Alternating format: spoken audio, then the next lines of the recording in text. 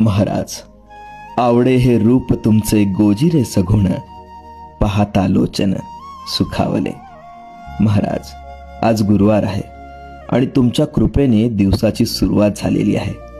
पूर्ण दिवस स्वामीमय व्हावा ही एवढी प्रार्थना आहे. स्वामी ओम.